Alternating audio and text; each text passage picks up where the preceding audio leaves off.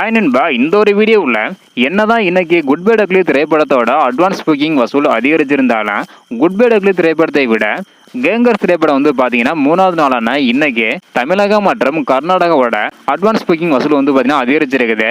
அதாவது இந்த நேர முடிவுப்படி 17வது நாளில் குட் பை டக்லி திரைப்படம் எவ்வளோ கலெக்ஷன் இருக்கு அப்படின்றதையும், அது மட்டும் இல்லாமல் கேங்கர்ஸ் திரைப்படம் மூணாவது நாளில் அட்வான்ஸ் புக்கிங் மூலம் எவ்வளோ கலெக்ஷன் இருக்கு அப்படின்றதையும் டேட்டில் பார்க்க போகிறோம். அதுக்கு முன்னாடி ஏகே சார் நடித்த திரைப்படங்களையே உங்களுக்கு ரொம்ப பிடிச்ச திரைப்படம் எது அப்படின்றத மறக்காம கமெண்ட் பண்ணுங்க. ஓகே அன்பா, வாங்க இன்னைக்கான வீடியோக்குள்ள போகலாம். ஓகே அன்பா, முதலாவதாக கேங்கர்ஸ் திரைப்படம் மூணாவது நாளில் அட்வான்ஸ் புக்கிங் மூலம் எவ்வளோ கலெக்ஷன் இருக்கு அப்படின்றத பார்த்துடலாம். அதன்படி கர்நாடகாவில் மூணாவது நாளில் பார்த்தீங்கன்னா 145 ஷோ போடுறது உறுதியாக இருக்குது. 3585 டிக்கெட் விட்டுனா இருக்குது.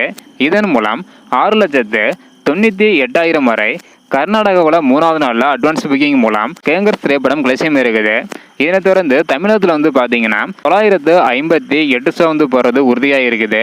73,266 டிக்கெட் இந்த நேரம் முடிவுப்படி கலெக்ஷன் இருக்குது. இதன் மூலம் 1,02,35,000 வரை தமிழகத்தில் பார்த்தீங்கன்னா மூணாவது நாளில் அட்வான்ஸ் புக்கிங் மூலம் கலெக்ஷன் இருக்குது.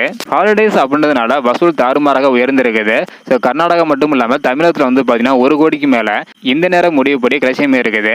குட் பை டக்லி திரைப்படம் இந்த நேரம் முடிவுப்படி பார்த்தீங்கன்னா 76,35,000 வரை கலெக்ஷன் இருக்குது.